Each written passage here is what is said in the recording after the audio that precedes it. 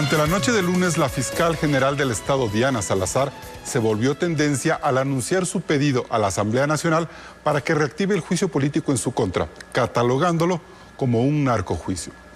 Esta mañana de viernes, en los estudios de Coavisa aquí en Quito, mantendremos un diálogo con ella. Buenos días, doctora fiscal general, ¿cómo está? Buenos días, muchísimas gracias por la invitación. Bien. Nos encontramos muy bien. Bien, qué bueno. Bienvenida a Contacto Directo.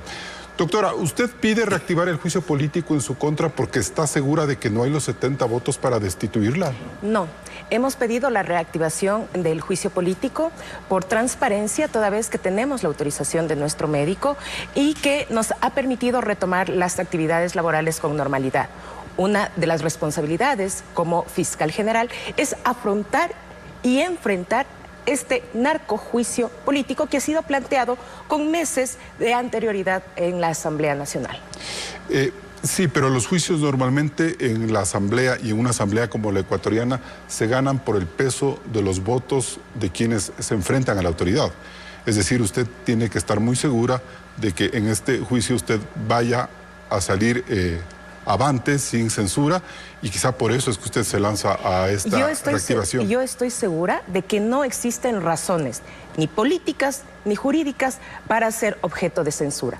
¿Por qué? Se ha dicho que este es un juicio político y que no se ventilará en derecho, que será técnico-jurídico. Sin embargo, la interpelante ha indicado y ella asegura que no conoce de derecho y que esto únicamente se manejará en el ámbito político, como usted bien lo dice. Sin embargo, las causales entre las causales de incumplimiento se me señalan varias motivaciones que no son otras que responden a temas que ya se han ventilado en audiencias ante los tribunales y que por la contundencia con la que ha actuado la Fiscalía General del Estado hemos logrado obtener sentencias.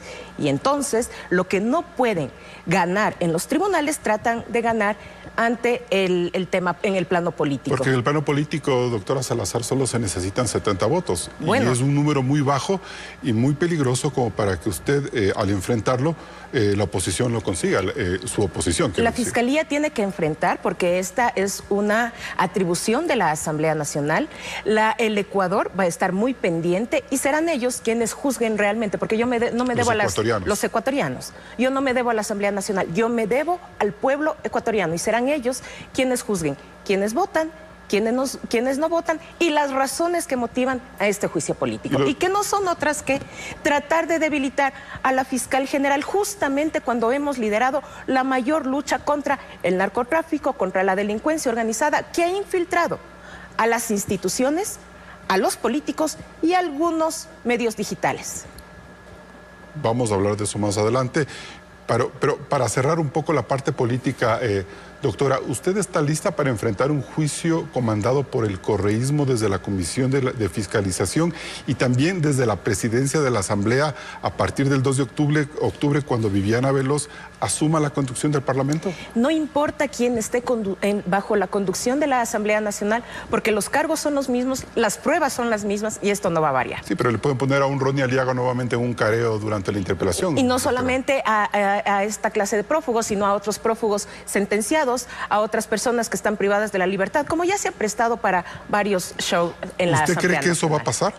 Estamos seguros, pero la fiscal general no se va a prestar para este tipo de show. ¿Qué significa eso? ¿Que usted no va a responder, se va a retirar?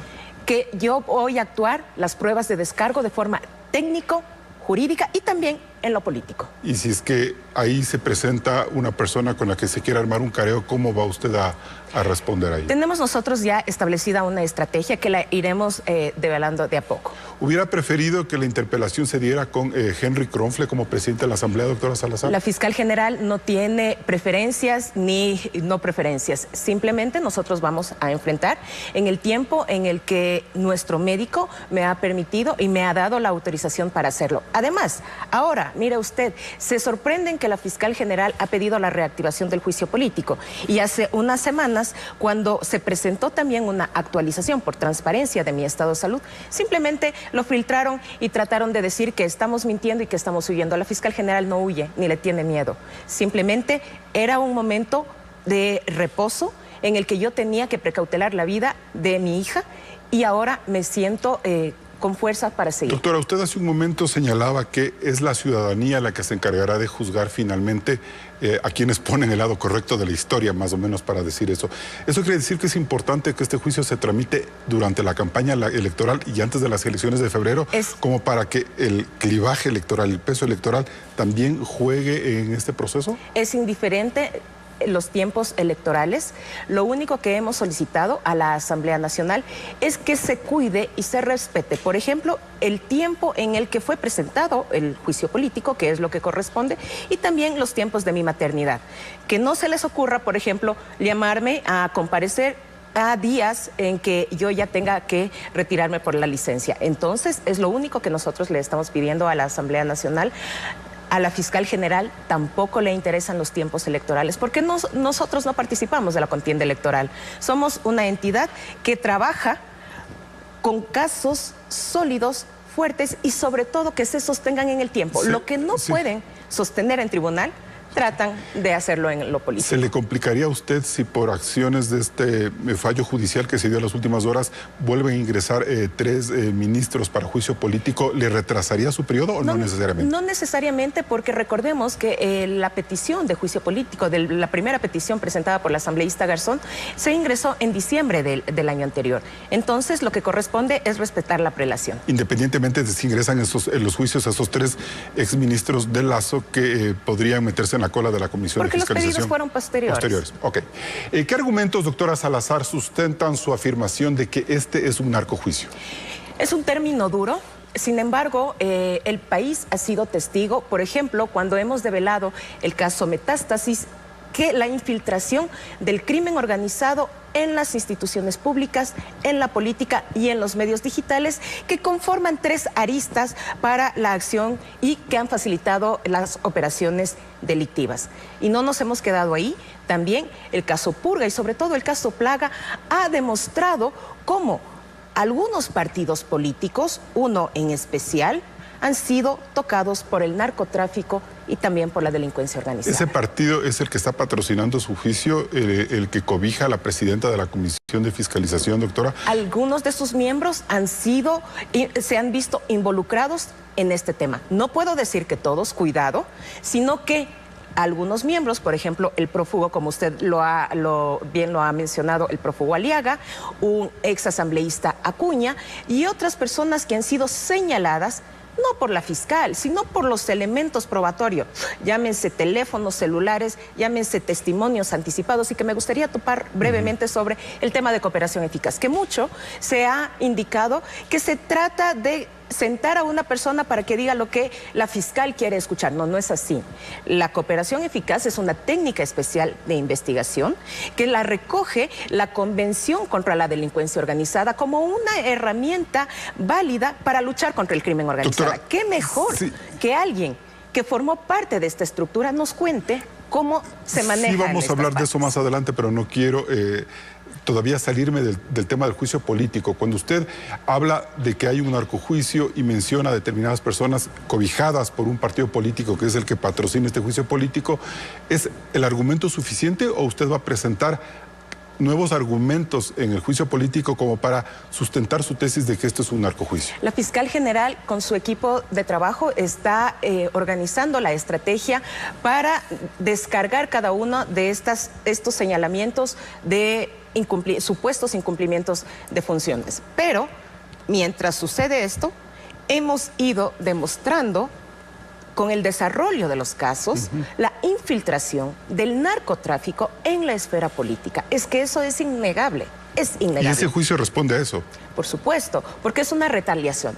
Imagínense, lo que quieren es sacarme de la fiscalía, quieren debilitar los casos con el único fin de generar y buscar impunidad. A la cabeza del Consejo de la Judicatura se encontraba uno de los operadores del narcotraficante Norero.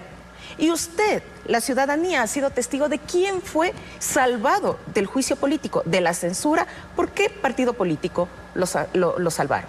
Y no quieren que se lo llame narcojuicio. Entonces, ¿qué más necesitan para definirlo de esa forma? ¿Hay coincidencias en lo que ocurrió en las últimas horas y frente a lo cual la Fiscalía reaccionó con un comunicado en el sentido de que habría interés por parte de su despacho por dilatar, desvanecer el famoso caso de la mafia albanesa y que el expresidente Rafael Correa lo retomó con fuerza en sus redes sociales, dando versión a lo que se publicó en un medio digital.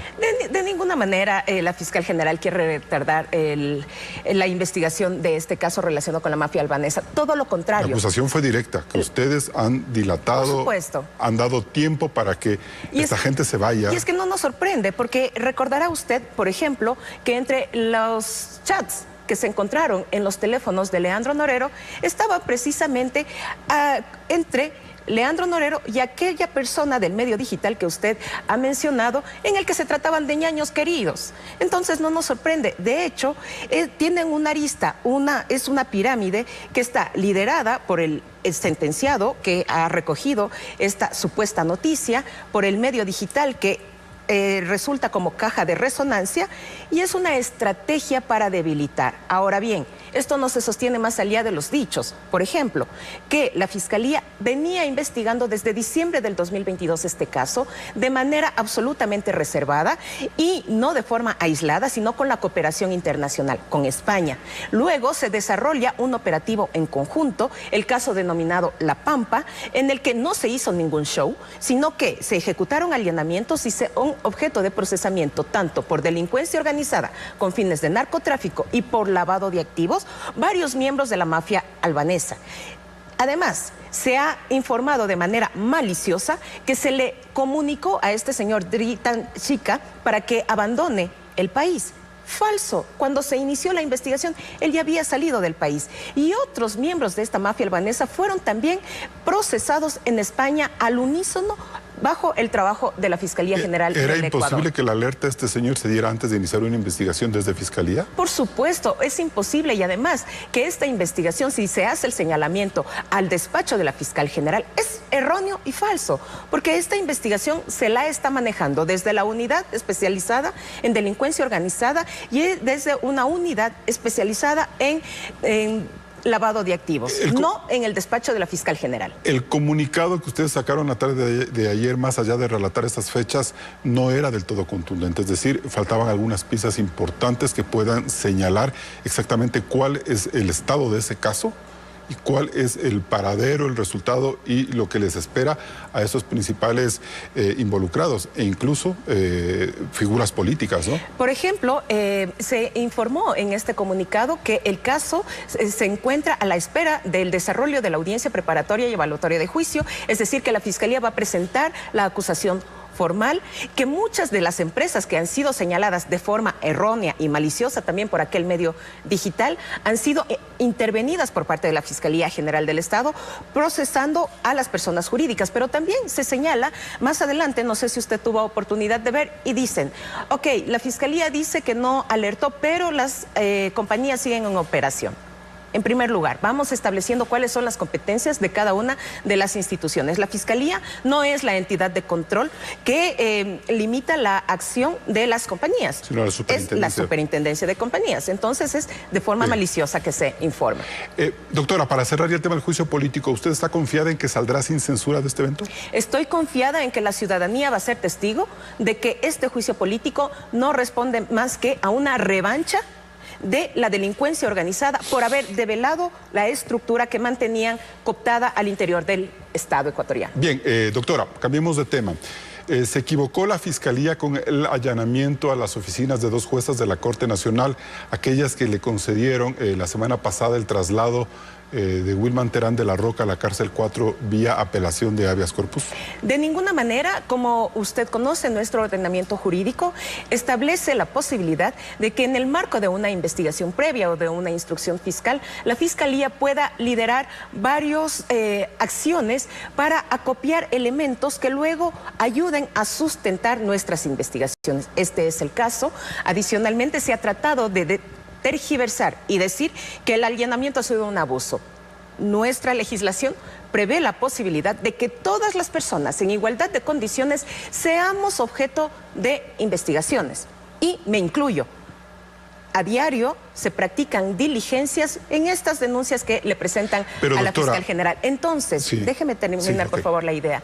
Ninguna persona está sobre la ley. Si es que eso queremos nosotros dar por sentado, entonces promovamos una reforma en la cual se indique que todos los ecuatorianos serán susceptibles de acciones de investigación, a excepción de 1, 2, 3 o 4 personas intocables que se dirían. Doctora, muchos juristas y mucha gente que ha respaldado su trabajo en estos años han sido particularmente críticos con ese allanamiento porque señalan que, en primer lugar, puede haber instancias posteriores y más institucionales con las cuales se pudo haber evaluado el trabajo de estas juezas y que entrar a allanarles cuando ellos toman un fallo jurídico es meterse en la independencia, es dañar la independencia de los poderes. De ninguna manera, lastimosamente, este caso aún se encuentra en investigación previa y no se trata de que la Fiscalía está inconforme con el fallo, sino que responde a una denuncia que se presenta y es nuestra obligación, no solamente en este, sino en todos los casos, actuar. Y por ejemplo, no sonó como a retaliación, es decir, ustedes sacaron a Wilman Terán de la Roca a la cárcel 4, entonces yo meto con allanamientos. ¿No se puede ver eso ante la gente, doctora? Se puede ver, pero esa no es la motivación. Además, ahora se sorprenden y dicen, jamás se pudo haber allanado a un juez de la Corte Nacional de Justicia. Y otros jueces que han sido objeto de allanamiento, el propio Wilman Terán fue un juez de la Corte Nacional de Justicia y vemos cuál ha sido la responsabilidad en este tipo de casos. Adicionalmente, esta técnica del allanamiento nos permite recabar indicios que posteriormente nos ayudan a sostener las investigaciones. También por ahí leía que decía que el allanamiento no es una técnica efectiva, todo lo contrario, porque a raíz de la incautación de elementos, de indicios, por ejemplo, de teléfonos celulares, de computadores, nos llevan más allá a descubrir varias tramas de corrupción. De que esas pruebas se destruyan. Por supuesto, porque si dejamos nosotros pasar mucho tiempo, se eliminan estos indicios que van a fortalecer nuestra investigación. Pero, doctora, lo que mucha gente ha criticado, y nosotros al revisar la sentencia, lo que sí nos podemos dar cuenta es la enorme negligencia, doctora, de entidades como el Ministerio de Salud, como los abogados del SNAI, que prácticamente permitieron que las dos juezas, sobre todo en este fallo, aceptaran los argumentos de Wilman Terán para trasladarle de la cárcel La Roca a la cárcel 4, porque prácticamente se acogieron al silencio, respondieron de manera vaga a todas las interrogantes que se les hizo sobre la situación psiquiátrica del doctor Terán, el aislamiento que tiene, la imposibilidad que él tiene como su propio abogado de tener las horas suficientes para preparar su defensa en un caso tan importante, y que para eso, y que el silencio de estas autoridades es una prueba suficiente de que Wilman Terán tenía razón, porque callan las instituciones del Estado. ¿No valía más bien investigarlas a ellas? La Fiscalía no está para analizar esta sentencia, toda vez que nosotros no controlamos la sentencia. Nosotros estamos para investigar delitos, hechos. Pero entonces, ¿por qué allanan la oficina de las jueces? Porque tenemos una noticia de delito que da cuenta de un acto de corrupción frente a la emisión de este fallo, más allá del contenido del mismo. Sin embargo, hay el contenido del mismo sí es bastante sensato en algunas partes. Pero hay algunas inconsistencias. Por ejemplo, se ha dicho en que se le tiene que entregar al señor Wilman Terán, quizá me equivoque, acceso a Internet al menos 8 horas al día. Vigilado, dándole los accesos necesarios. También se hace referencia a que él está asumiendo su propia defensa y que por tanto necesita tener esta posibilidad. Sin embargo, hay una contradicción porque también se establece el acceso libre e ilimitado a sus abogados defensores para preparar la defensa. Entonces, ¿de qué estamos hablando? ¿Se está autodefendiendo o está teniendo el patrocinio de los abogados? Tengamos ahí una limitación. Eso no se sostiene.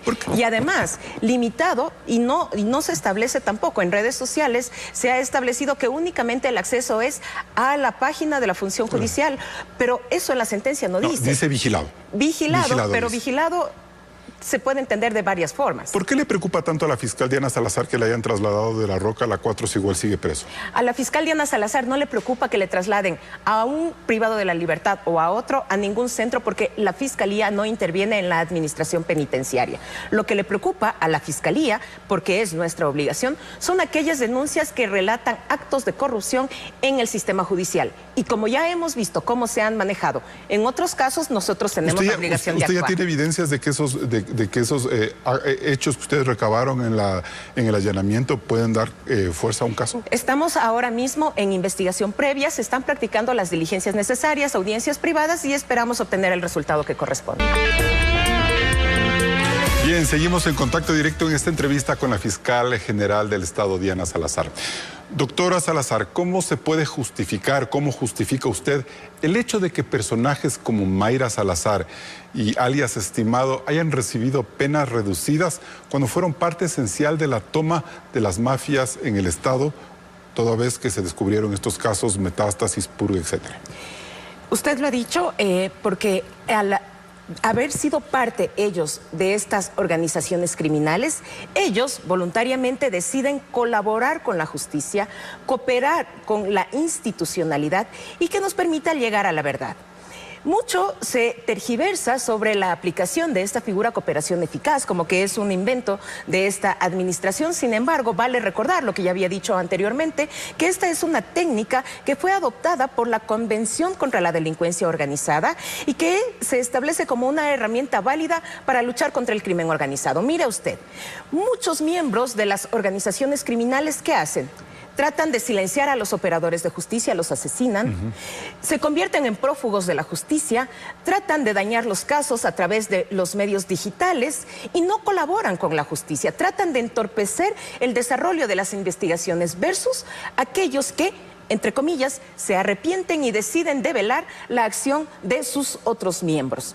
Entonces, ¿qué es lo que se establece en otras legislaciones? Por ejemplo, en Estados Unidos, en Colombia, una inmunidad total y son liberados versus la entrega de la información. Nuestro legislador acá no ha contemplado que tengan inmunidad total, sino que tengan un beneficio de hasta el 90% de la pena. El problema es que la justicia en Ecuador está tan venida menos que uno asocia esta colaboración con impunidad porque siente que para nadie hay garantías y para nadie se hace justicia. Lastimosamente. Ese es el problema. Pero tenemos nosotros que tener confianza y al escuchar, por ejemplo, los testimonios de estas personas, decir, bueno, sí, ellos se están poniendo en riesgo también porque están develando a una estructura criminal que además son muy peligrosos. Para ellos. Para ellos y para todos, porque también con la información que estas personas entregan, nos permite no solamente saber los manejos al interior de la organización, pero también ir fortaleciendo nuestras investigaciones. Y la mayor preocupación de las estructuras, cuando una persona decide cooperar o también acogerse al procedimiento abreviado, que es otra figura que no necesariamente implica una cooperación, sino asumir la responsabilidad del caso, es que la Fiscalía, por ejemplo, en el tema Metástasis, tiene ya probada la materialidad de la infracción, es decir, ya tiene la Fiscalía probada la existencia de una estructura criminal conformada por funcionarios públicos, por abogados y otros operadores. Y lo que se va a discutir en las siguientes etapas procesales, me refiero al juicio, es la responsabilidad de aquellas personas. Y le digo, por información de fuentes que nosotros manejamos, al interior de la cárcel 4, por ejemplo, uno de los procesados en el caso Metástasis, el que fue beneficiado en los últimos días por parte de esta decisión de las señoras juezas, me refiero a Wilman Terán, él está liderando, porque es un líder este ciudadano, él está liderando una campaña de no acogerse al procedimiento abreviado, porque él manifiesta a viva voz que aún mantiene control total de la Corte Nacional de Justicia. Es más, si usted se da cuenta, el día jueves, aquel día jueves en que se dictó este fallo, él llegó de forma victoriosa y dijo, este es un día de triunfo. Ya van a ver por qué. Y no se refería a la audiencia Metástasis que ni siquiera se instaló. Se refería a aquel fallo que él ya conocía, del cual iba a ser beneficiario. El del habeas corpus. El del habeas corpus. Porque eso, así se manejan las estructuras. Ahora hay un nuevo pedido de él porque saliera en libertad. Porque el mensaje que está entregando el señor Wilman Terán a la sociedad, a los otros coprocesados es que él aún mantiene el control de la justicia, que él controla y que tiene a sus compañeros que le van a beneficiar de todo lo que él dice. Entonces, delaciones como las que han hecho estimado Omaira Salazar permiten que ustedes como fiscalía ubiquen a personajes como Wilman Terán como cabeza de estas tramas de corrupción para que a ellos les caiga así el verdadero peso de la ley. Ese es un poco el camino que la gente tiene que entender que van a seguir. A todos les debe caer el peso de la ley. A él y a los coprocesados en esta causa y en otras. Porque, por ejemplo, del testimonio de Mayra Salazar nos permitió avanzar en el caso Purga, sin miedo, en donde personajes como Muentes, Gallardo, Marfetán también han sido objeto de procesamiento, gracias a la información. Y además, no solamente es que la Fiscalía ofrece esta cooperación. La cooperación obedece a que frente a la contundencia de los elementos que hemos encontrado, de ahí el beneficio y la utilidad de hacer un allanamiento. Para ejemplificar, teléfono de Mayra Salazar. Encontramos en un allanamiento. Gracias a la información que tenía este teléfono, ella se ve, no tiene hacia dónde escapar y dice, ok, voy a colaborar con la justicia. Entonces, las dos herramientas sirven para llegar a la verdad. ¿Qué personajes del caso Metástasis son los que van a recibir o que debieran recibir la mayor fuerza de la pena en Ecuador por lo que han hecho? Aquellas personas... Separado de quienes ya tuvieron estas penas reducidas. Aquellas personas que han sido identificadas como líderes. Por ejemplo, ¿quién? Y que en su momento la Fiscalía va a presentar en la Todavía usted acusación. no las puede revelar. Todavía, más allá de lo que se ha conocido. Todavía la acusación no se la puede entregar porque estamos a la espera del pronunciamiento de si se declara la nulidad, como ha sido el pedido de varios de los coprocesados o de todos los coprocesados, de que este caso vuelva a foja cero, que no se continúe, y si el juez no acepta, no acoge esta petición, y no la debe aceptar porque no tiene ningún sustento. ¿Narcos están ahí? Están narcotraficantes. ¿Políticos? Están políticos. ¿Medios digitales? Están los medios digitales que están siendo objeto de investigación también. Investigaciones no solamente relacionadas con este caso, sino con otros casos. ¿Esas investigaciones continúan? Continúan y que nos están ayudando a fortalecer cómo funcionan, porque el Ecuador también tiene que estar consciente de cómo funcionan estas Doctora, estructuras. para no dejar este cabo suelto, ¿cuál es el peligro o la alerta que usted prende ante la ciudadanía cuando dice que Wilman Terán no quiere acogerse al método abreviado? ¿Qué es lo...? Cuidado, no es que Wilman Terán no quiere acogerse al procedimiento abreviado. Wilman Terán recomienda a sus compañeros de celda en la cárcel 4 que no se acojan al procedimiento abreviado. Que están vinculados a estos casos. Que están vinculados al mismo caso, porque él mantiene el control de la Corte Nacional de Justicia. Esta información ha sido entregada por los mismos compañeros a quien él con el tiempo, está... o sea, ¿cuál sería el objetivo de que no lo hagan? Que con el tiempo las cosas ponen en su lugar. Que con el tiempo, como la fiscal ya se va, dado que viene el juicio político, entonces este caso quedará en la impunidad. Y le doy un nombre, el procesado César Ácaro, que en su momento pidió y suscribió una petición de procedimiento abreviado. Lo mismo otra ciudadana, Sofía, se me escapa el nombre, y en el momento de la audiencia, previo a la reunión con Wilman Terán, llegó y dijo, no me acojo al procedimiento abreviado. ¿Por qué? Porque acogió la recomendación de su amigo coprocesado. Wilman Terán está convencido de que usted va a ser destituido en la Asamblea, entonces. Por supuesto, porque él tiene los vínculos con los interpelantes y por eso el nombre narcojuicio político. Por eso, pero usted no está convencida de que eso realmente vaya a pasar. Yo estoy convencida de que los señalamientos no tienen sustento ni político ni jurídico y que la ciudadanía va a ser testiga de la actuación de cada uno de los asambleístas. Doctora, hace 2 semanas se conmemoró el primer aniversario del asesinato de Fernando Villavicencio. Me gustaría que escucháramos a Verónica Zarauz para continuar con la entrevista. Ese es un dato importante que nos deberíamos estar preguntando. ¿Por qué Fiscalía no ha puesto interés en averiguar a quién les era incómodos mantenerles con vida a los sicarios que estaban bajo la custodia del Estado, además? Y tampoco se explotaron los teléfonos de los sicarios. Nunca se pusieron estas evidencias en el expediente que debería darnos más información de qué pasó con estas personas. La fiscal encargada del caso es una fiscal experta en lavado de activos, ¿no? Debería una fiscalía experta en crímenes, en asesinatos, llevar el tema de Fernando Villavicencio. Sin embargo, la fiscal general ha decidido que la señora Hidalgo sea la que lleve la causa. Doctora, los abogados de Verónica Zarauz piden que el caso tenga una nueva investigación, que dé un nuevo giro, con una fiscal distinta, que no esté la fiscal Hidalgo, sino otra persona, y que se reenfoque totalmente sobre un caso de delincuencia organizada. ¿Qué está pasando ahí? Aquí vale hacer algunas precisiones. En primer lugar, la fiscal Hidalgo es una fiscal proba que estuvo durante muchos años en la unidad especializada en delincuencia organizada y que ahora forma parte de la unidad selecta para investigar casos de lavado de activos relacionados con el narcotráfico. Y además, todos los fiscales están capacitados, pero estos fiscales tienen una especialización directa para investigar no solamente temas relacionados con el asesinato, sino con la delincuencia organizada, con el narcotráfico y con estas estructuras que han operado en el país. Esta fiscal ha pasado pruebas de confianza para formar parte de esta unidad. Usted no la va a cambiar. Y nos mantenemos en que es la fiscal idónea para manejar este tipo de casos. Sin embargo, la familia dice que ha pasado un año y que tienen la preocupación de que el caso se reduzca a que se hayan condenado a la mitad de los sicarios que quedaron vivos, que los otros que están muertos no se sabe por qué razón el Estado no los protegió, y los verdaderos autores intelectuales del crimen no se los identifica, están sueltos, y hasta de posibles candidatos en estas elecciones, doctora. Precisamente por esas imprecisiones es que la Fiscalía mantiene bajo reserva la investigación. En primer lugar, quiero informar a la ciudadanía, a los familiares de Fernando, a sus hijas, que la investigación no ha parado, no se ha detenido. Existen varios cuerpos de investigación que abarcan todas aquellas inquietudes que han sido presentadas por parte de la señora Zarauz, que estamos nosotros analizando, que debemos manejar con mucha responsabilidad y reserva este tema por lo que implica, pero uno de mis compromisos ha sido, y se lo he reiterado, por ejemplo, a una de las hijas de Fernando, que nosotros vamos a continuar con la investigación.